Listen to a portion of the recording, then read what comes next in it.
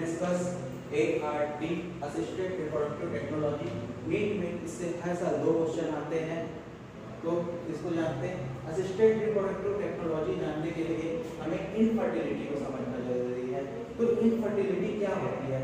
तो infertility inability conceive the child after 2 year unprotected sexual contact in called infertility. अगर couples 2 साल तक unprotected sexual contact में है, उसके बाद भी अगर वो बच्चा कंसीव नहीं कर पाता, तो इस कंडीशन को इनफर्टिलिटी कहा जाता है। और इसके ट्रीटमेंट के लिए ART का उपयोग किया जाता है। ART 2 टाइप का होता है, इन वाइवो फर्टिलाइजेशन और दूसरा in vitro fertilization. In vivo fertilization ऐसे फर्टिलाइजेशन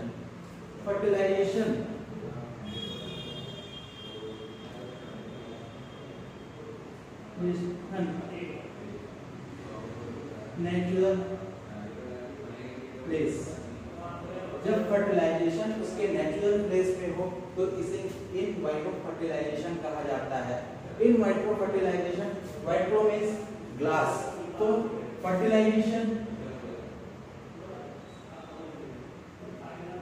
इन ग्लास एपरेटस। जब फर्टिलाइजेशन ग्लास एपरेटस के अंदर होता है तो ऐसे फर्टिलाइजेशन को इन विट्रो फर्टिलाइजेशन कहा जाता है। और इसी का दूसरा नाम होता है टेस्ट ट्यूब बेबी। अगर हम ध्यान से देखें तो IVF दोनों का ही शॉर्ट फॉर्म है, लेकिन जब भी हम IVF की बात करेंगे तो हम हमेशा किसकी बात करेंगे? इन विट्रो फर्टिलाइजेशन की। अब दोनों को देखते हैं। इन वाइवो फर्टिलाइजेशन ऐसे फर्टिलाइजेशन जो नेचुरल प्लेस में हो। तो इनफर्टिलिटी मेल में भी प्रॉब्लम हो सकती है, फीमेल में भी प्रॉब्लम हो सकती है, दोनों में प्रॉब्लम हो सकती है, या तो किसी भी में प्रॉब्लम नहीं हो सकती। तो हम पहले देखते हैं इन वाइवो फर्टिलाइजेशन। तो इन वाइवो फर्टिलाइजेशन को 2 भागों में विभाजित किया गया है। पहला आर्टिफिशियल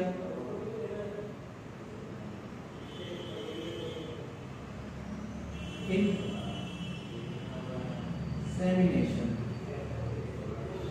प्रॉब्लम देयर में अगर प्रॉब्लम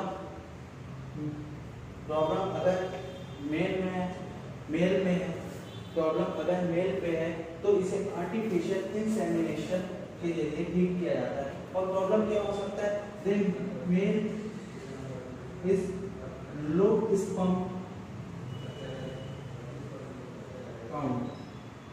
अगर मेल को लो स्पर्म काउंट है या ओलिगोस्पर्मी है, तब उस टेक्निक में आर्टिफिशियल इंसेमिनेशन किया जाता है। इस मेथड में क्या किया जाएगा कि एक सिरिंज जिसके सामने एक रबड़ और कैमरा होगा, ठीक है। इस मेल के स्पर्म, अगर इसके अंदर स्पर्म बनते हैं तो इसके स्पर्म को लेकर इस सिरिंज में भर दिया जाएगा। यदि इसके अंदर स्पर्म का निर्माण नहीं हो पा रहा है इसमें, तो किसी डोनर इसका यूज किया जाएगा, ठीक। अब इसमें स्पर्म को भर लिया जाएगा और वेजाइनल ट्रैक्ट से इसे यूट्रस के पास स्पर्म को छोड़ दिया जाएगा। इस स्पर्म को यूट्रस के पास छोड़ने से क्या ओवरी तक ओम तक पहुंच जाएगा और उसे फर्टाइल कर दिया जाएगा। इस टेक्निक को बोला जाता है IUI, intra uterine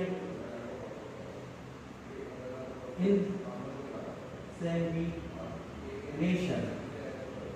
intra uterine insemination technique कहा जाता है। अगर मान लीजिए इसके बाद भी फीमेल का एग जो है फर्टिलाइजेशन नहीं हो पाता, तो प्रॉब्लम मेल में नहीं हो सकता है, फीमेल में हो। तो प्रॉब्लम फीमेल में क्या क्या हो सकता है? हो सकता है कि ओवम जो इस ओवरी से इस फैलोपियन ट्यूब तक पहुंचता, वो फिब्रिल द्वारा कैच ही ना किया गया हो। नेक्स्ट ऑस्टिया जो यहाँ छिद्र पाई जाती है फिब्रिल ऑस्टिया में, ये छिद्र क्या हो गई हो? बंद हो गई हो। थर्ड, ये वेजाइना का म्यूकोसा इतना इसका सो कि स्पर्म यहाँ से तैर कर ओवम तक ना पहुंच पाया। चौथा केस जो सबसे रेयर केस है कि यूट्रस के अंदर एंटीबॉडी बन रहे हो स्पर्म की वजह से, और जो स्पर्म का डाइजेशन कर लेते हो तो उसके वजह से स्पर्म ओवम तक नहीं पहुंच पा रहा है। तो इसके ट्रीटमेंट के लिए हम कहेंगे गिफ्ट को बोला जाता है gamete intra fallopian transfer, gamete intra fallopian transfer. फिर वही बात, अगर फीमेल के अंदर गैमेट बनता है तो हम इसे डोनर का उपयोग नहीं करेंगे, अगर फीमेल के अंदर गैमेट नहीं बनता तभी हम डोनर का उपयोग करेंगे। इसके अंदर क्या किया जाता है कि मेल का स्पर्म और ओवम को एक साथ एक सिरिंज में ले लिया जाता है और वेजाइनल रूट से इसको फैलोपियन ट्यूब में छोड़ दिया जाता है। जब ये स्पर्म कोई एक स्पर्म इसे फर्टाइल कर लेगा और ये एग में कन्वर्ट या एम्ब्रियो में कन्वर्ट होकर इम्प्लांटेशन हो जाएगा। इसके बाद भी अगर फीमेल चाइल्ड कंसीव नहीं करती तब हम अगली टेक्निक का उपयोग करेंगे, जिसे जिप्ट बोला जाएगा। इस टेक्निक के अंदर क्या होता है, अगर हम गैमेट और स्पर्म को साथ ले ले, गैमेट के अंदर ओवम के अंदर गैमेट अंदर ना जा पाए तो ये फर्टिलाइजेशन नहीं होगा, तो हम कौन सा टेक्निक यूज करेंगे, जिप्ट ज़ाइगोट इंट्रा फैलोपियन ट्रांसफर। इसके अंदर में क्या होता है, एक ग्लास में हम ओवम को ले लेंगे और उसमें एक नीडल के सहारे इसमें स्पर्म को प्रवेश करा देंगे। तो इस टेक्निक को कहा सेकेंड नाम बोला जाता है इंट्रासाइटोप्लाज्मिक स्पर्म इंजेक्शन।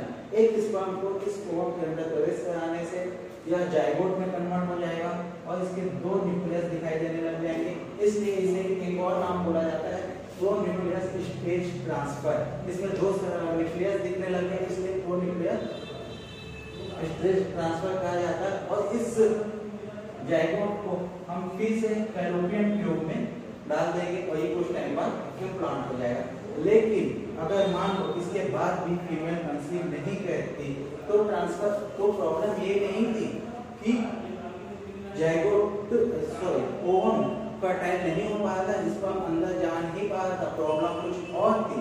प्रॉब्लम ये था कि ये जाइगोट तो बन रहा था लेकिन आगे चल के ये डिजनरेट हो जा रहा था, ये खत्म हो जा रहा था, ये एम्ब्रियो में कन्वर्ट नहीं हो पा रहा था। तब हम यूज करेंगे in vitro fertilization. In vitro fertilization या इसी को टेस्ट ट्यूब बेबी बोला जाता है और इसी को एम्ब्रियो ट्रांसफर बोला जाता है।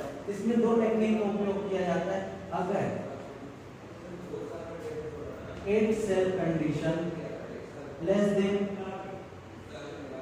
8 सेल या मोर देन 8 सेल, अगर जाइगोट में हम स्पर्म डालने के बाद अगर वो 8 सेल से कम हो या 8 सेल से ज्यादा हो तो ये अलग अलग नामों से जाना जाता है।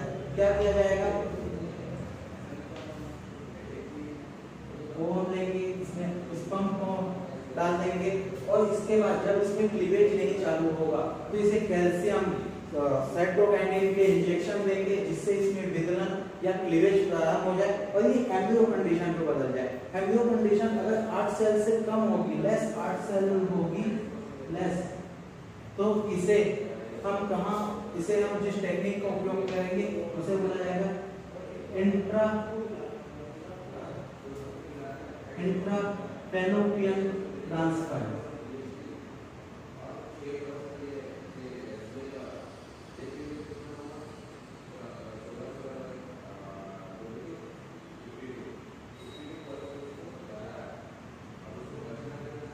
इंट्राफैलोपियन ट्रांसफर अगर 8 सेल से ज्यादा बढ़ गई है तो इसे हम बोलेंगे IUT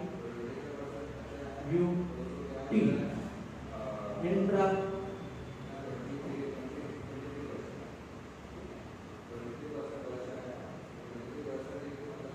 ट्रांसफर।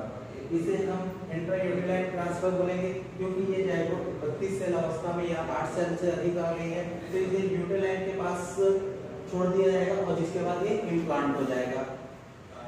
अब इसमें कुछ बात, अगर इसके बाद भी ये कंसीव नहीं करती तो प्रॉब्लम ये नहीं थी कि अंडा फर्टाइल नहीं हो पा रहा है, प्रॉब्लम कुछ और था कि ये जो डेसिडुअस लेयर था जो इम्प्लांट होना था और ये इम्प्लांट नहीं हो पा रहा था। तब हम एक टेक्निक का उपयोग करेंगे सरोगेसी का।